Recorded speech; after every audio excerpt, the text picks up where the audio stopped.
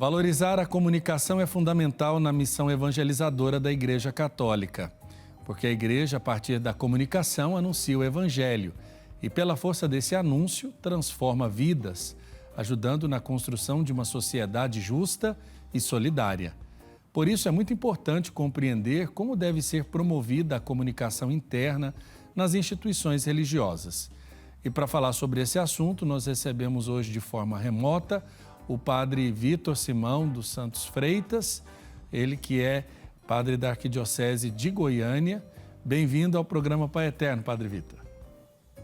Boa tarde, caro padre Wellington, boa tarde a todos os nossos telespectadores da TV Pai Eterno, aqueles que nos acompanham nessa hora. Uma grande alegria participar desse momento e colaborar também com esse tema tão importante para a vida da nossa igreja.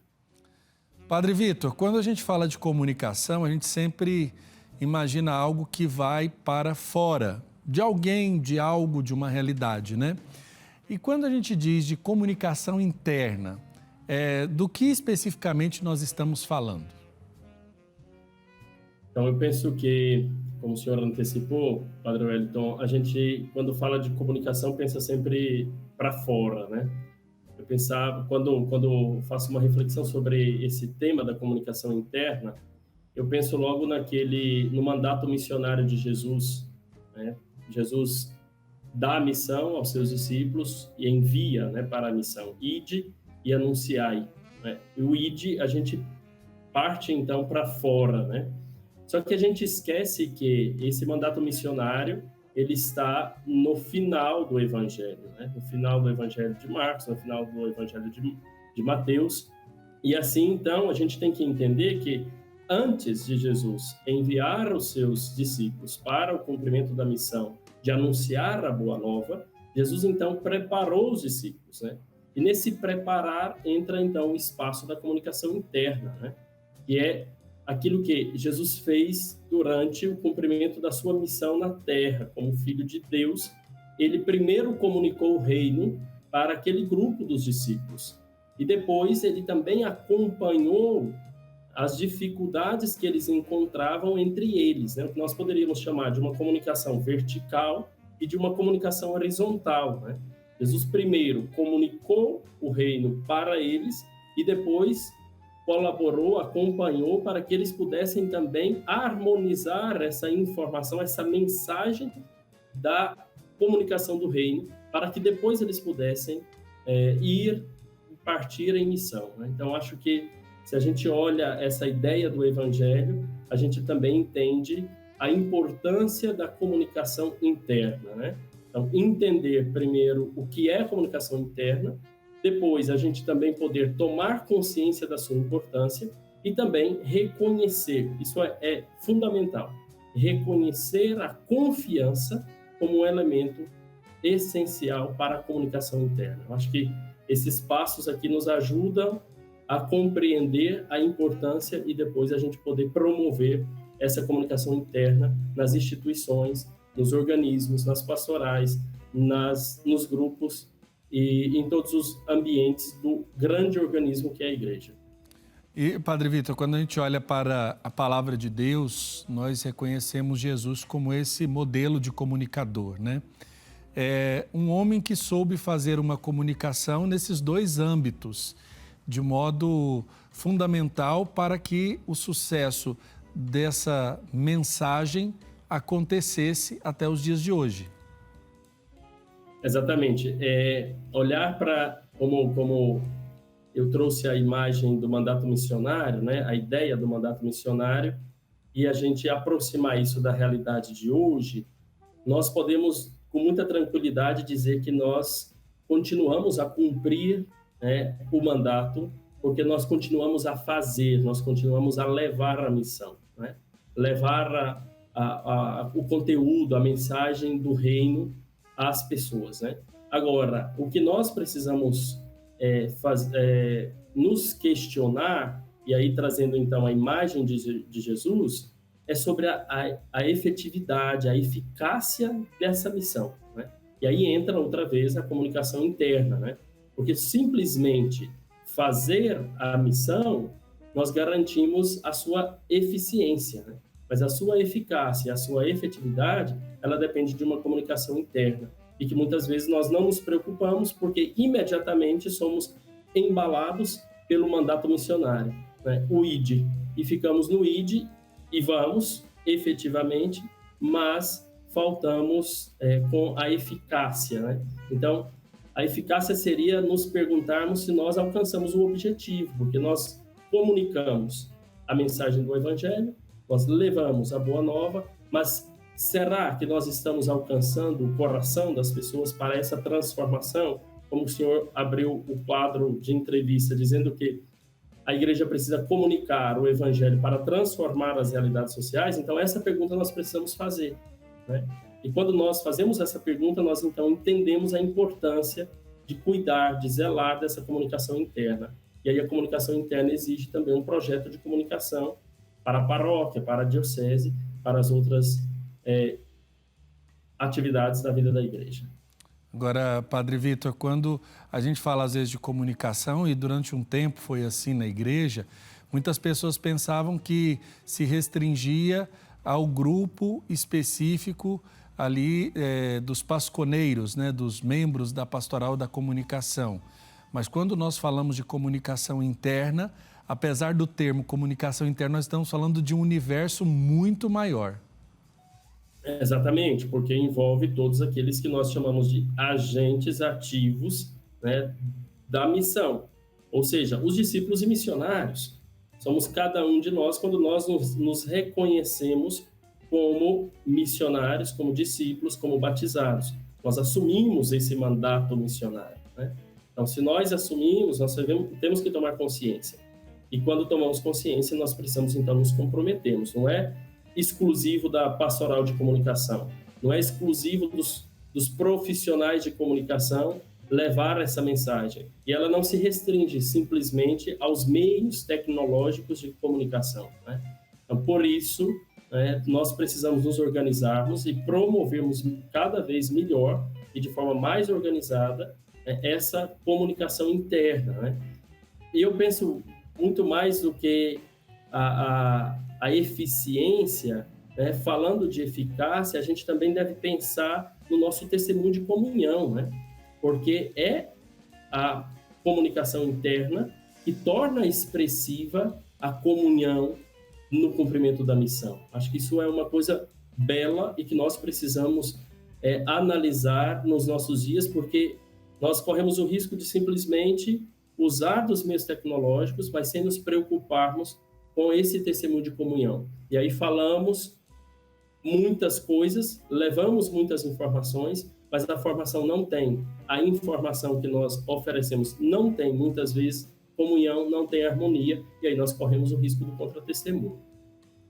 E quando a gente olha para a questão dos organismos, Padre, a gente está dizendo aí também dessas várias camadas. O senhor teve a experiência de estar à frente de paróquia, de acompanhar a comunicação também ali no ritmo das comunidades. Como é que essa comunicação ela também deve acontecer nesse âmbito da paróquia e no âmbito, por exemplo, da igreja particular, no âmbito da diocese? Para além, é claro, dessa especificidade da vocação do membro da PASCOM, que já atua e tem consciência do valor da comunicação como um todo. Sim, eu como você lembrou, eu fiz a experiência de conduzir a vida de uma comunidade paroquial e era um grande desafio, eu penso que é um desafio para todos, pensando na paróquia e qualquer outro organismo na ação evangelizadora.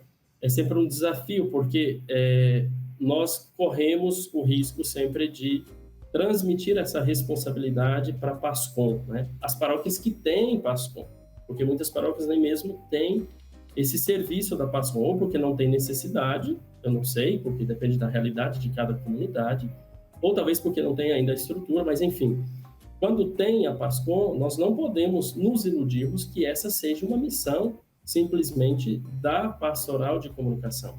Na verdade, a pastoral de comunicação vai servir essa comunicação interna, mas ela é responsabilidade de todos, toda a liderança da vida da comunidade, né? Os coordenadores de comunidades, os coordenadores de pastoral, né? Aqueles que têm o serviço da catequese, o serviço de ministro da comunhão, a secretaria paroquial como referência para a informação orgânica de toda a vida paroquial, né? Porque a gente precisa entender que o resultado do nosso esforço de planejar uma atividade de evangelização na vida da paróquia, ela depende da forma que comunicamos também, né?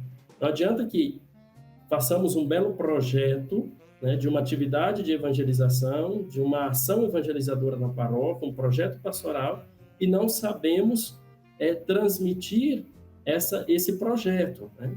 E, às vezes, nós começamos por transmitir o projeto, de transmitir as informações dessa atividade, simplesmente para o público externo, né? Sem antes alinhar e transmitir a informação para que haja comunhão na vida paroquial, né? E isso, como já disse, corremos o risco do contra-testemunho e, mais do que isso, de um fracasso na execução desse projeto, né? Porque o projeto fica belo na ideia e depois transmite de uma forma bela, mas se ele não tem uma comunicação interna, ele fica rachado, né? E eu devo dizer que muitas vezes eu sofri com essa situação, né? Porque a gente dá um aviso na vida no cotidiano da paróquia e depois tem uma pessoa que não sabe, tem uma pessoa que é inserida na vida da comunidade, mas que não tem aquela informação. Isso acaba, como já disse, levando a um contra-testemunho de comunhão, né? E o que eu penso, o mais grave é que as pessoas nunca se sentem parte, né? Porque se elas não sabem o cotidiano da vida da comunidade, se elas não têm as informações necessárias para conviver com aquela comunidade, ela não se sente comunidade, né? E aí é a tragédia, né? E eu penso que um outro dado, Padre Wellington, é o risco da desinformação, que é o que nós enfrentamos hoje num ambiente mais social e corremos o risco de trazer para o ambiente eclesial. Quando nós não alinhamos a comunicação interna, nós promovemos uma desinformação. Isso é trágico, porque nós vamos na mesma linha do mundo, né, de desinformação. E ainda nessa linha da desinformação, acho que é importante a gente observar a propagação que tem sido feita até de um modo descontrolado, por assim dizer, das fake news e parecendo que o universo virtual é um universo muitas vezes sem lei, quando nós sabemos que já existem regulamentações, necessidades de postura. Como um comunicador, e aí eu digo comunicador enquanto tanto aquele que interage como aquele que oferece o conteúdo, né? Como o comunicador cristão, ele poderá colaborar para o bom êxito da comunicação interna, vou dizer, do âmbito micro ainda do universo, né? Da sua comunidade, da sua paróquia. Eu gosto muito da ideia da relação de confiança que a gente estabelece entre nós, né? Das relações. Acho que isso é o diferencial de tratar desse assunto de comunicação interna, que parece ser simplesmente uma estratégia, né? Porque parece uma estratégia de comunicação, porque de fato é assim definida, no âmbito mais empresarial, no âmbito de uma organização de negócio, de comércio, né? Parece só uma estratégia. E se a gente traz para nós, na vida da igreja, a gente vai entender que não é só uma estratégia. É também uma estratégia, mas muito mais do que isso. Ela é um elemento essencial para o cumprimento da nossa missão. Porque a comunicação interna, ela garante a comunhão. Eu gosto e lembro muito da ideia do teólogo cardeal Bruno Forte, da igreja enquanto ícone da Trindade, né? Se a igreja é ícone da Trindade porque a sua natureza é Cristo, né? É a Santíssima Trindade, e a Trindade é a comunhão perfeita, e a igreja deve fazer refletir no mundo essa comunhão. E aí a comunhão acontece também através da comunicação interna. Então ela deixa de ser só uma estratégia e passa a ser também uma obrigação de cada um de nós que temos parte na missão. E se nós tomamos consciência disso, nós estabelecemos relações de confiança entre nós, digamos, entre o senhor que é padre, eu que sou padre, os nossos irmãos padres, com os nossos bispos e com os agentes leigos e leigas de pastoral. E essa relação de confiança, ela promove a pessoa, e promove, obviamente, a evangelização. Então, a gente consegue alcançar o público externo quando nós estabelecemos essa relação de confiança interna, né? Com clareza, das metas, dos valores, da nossa missão, né? Então, quando se tem essa relação de confiança, se tem clareza da nossa missão. Eu penso que nessa linha a gente consegue alcançar o cumprimento da missão de uma forma efetiva, eficaz e eficiente. Certo. Padre Vitor, quando nós nos deparamos com a pandemia da Covid-19, nós vimos que havia uma necessidade de melhorar a nossa comunicação interna, até para que os objetivos pastorais fossem alcançados de forma, como o senhor bem disse, né, eficaz, eficiente, para que os fiéis pudessem participar, dentro daquela medida das possibilidades, dos momentos de celebração e acompanhar principalmente os momentos de consolação na oração que as paróquias e comunidades foram oferecendo. Qual foi para o senhor o maior desafio em vista dessa comunicação interna para poder realizar o seu papel em meio à pandemia? Eu penso que o desafio é um pouco a novidade, entender a novidade, como agir diante daquela novidade, como usar de forma saudável dos meios que nós temos. E um outro grande desafio que eu poderia dizer é um pouco a aceitação, né? A aceitação das pessoas mais próximas, as lideranças da comunidade, que cobram, mas ao mesmo tempo têm dificuldade porque se trata de uma novidade, e também a aceitação dos outros colegas, né? Porque é uma necessidade e a gente tem que saber equilibrar também, porque a gente não consegue corresponder a essa necessidade simplesmente no afã, né, do apelo ali. A gente precisa ter um equilíbrio para poder corresponder, né? Então, eu penso que essa aceitação, eu acredito muito claramente, Padre Wellington, que a dificuldade sempre é a comunicação interna, né? Nós falamos muito bem para fora e temos muita dificuldade, ou temos esse grande desafio de harmonizar a comunicação interna, né? De estabelecer esses limites, né? E essa necessidade de uma relação de confiança. Agora, nos últimos tempos, nós vimos um avanço, acho que o despertar, principalmente da Igreja para a comunicação, ele se dá anterior à intermirífica, né? O decreto do Vaticano II que tratava desta realidade para a evangelização da Igreja. Quais as conquistas que o senhor acha que a Igreja alcançou nos últimos tempos nesse campo de fazer a boa comunicação? Até porque comunicação é uma realidade que está presente em todos os âmbitos da sociedade, né? A gente está dirigindo, tem comunicação no meio da estrada, né? A gente está caminhando, alguma coisa chama a nossa atenção, seja o frontispício de uma loja, né? Está comunicando ali. Mas eu chamo a atenção assim, quais foram as maiores conquistas que o senhor acha que a Igreja alcançou nesse campo importante da comunicação? Eu diria que no âmbito da Igreja Universal, da Igreja Católica Universal, a Igreja sempre esteve muito presente nesse ambiente da comunicação e sempre, ou por vezes, esteve à frente, inclusive, do uso das tecnologias para fazer chegar a mensagem do Evangelho aos confins do mundo, né? Ou a toda parte do mundo. Só que, muitas vezes, isso se restringia um pouco ao Vaticano, a missão um pouco mais da Cúria Romana, dos comunicados dos papas, enfim.